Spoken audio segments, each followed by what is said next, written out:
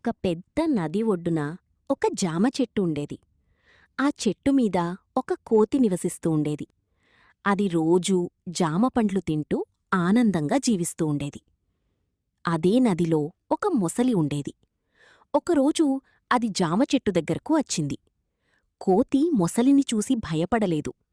పాపం మొసలికి ఆకలిగా ఉందేమో అనుకుని కొన్ని జామపండ్లు మొసలికి ఇచ్చింది. ఆ రోజు నుండి వాళ్ళిద్దరూ స్నేహితులయ్యారు. రోజూ కోతి మొసలికి జామపండ్లిచ్చేది. ఒకరోజు మొసలి తన ఇంటికి వెళ్ళి తన భార్యకి జామపండ్లు ఇచ్చి కోతి గురించి చెప్పింది.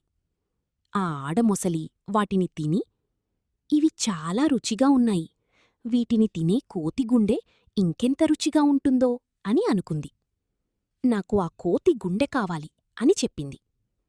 మగమొసలి అందుకు ఒప్పుకోలేదు.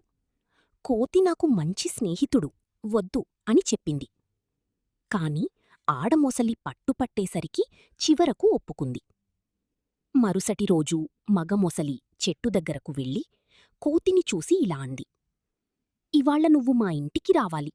నా భార్య నిన్ను మా ఇంటికి తీసుకురమ్మంది. తను నీకోసం విందు తయారు చేస్తుంది" అని చెప్పింది. అసలు విషయం తెలియని కోతి అమాయకంగా ఒప్పుకుంది. కోతిని మొసలి తన మీద కూర్చోపెట్టుని తీసుకువెళ్ళింది. వాళ్ళు నది మధ్యలోకి వెళ్లారు.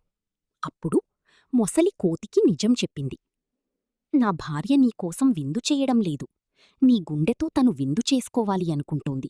అందుకే నిన్ను తీసుకురమ్మంది" అని చెప్పింది. అది విని కోతి కంగారుపడింది.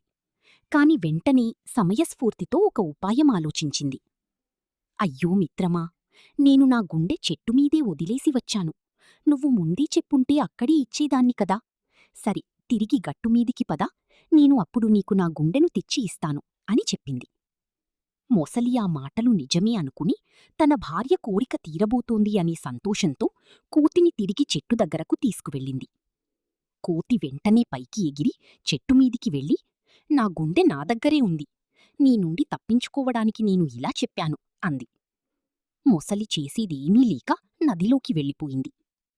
చూసారా పిల్లలు, ఈ కథలోని నీతి ఏమిటంటే, ఈ రోజుల్లో కొంతమంది నమ్మించి మోసం చేసేవాళ్లు మనకు పరిచయమవుతూ ఉంటారు.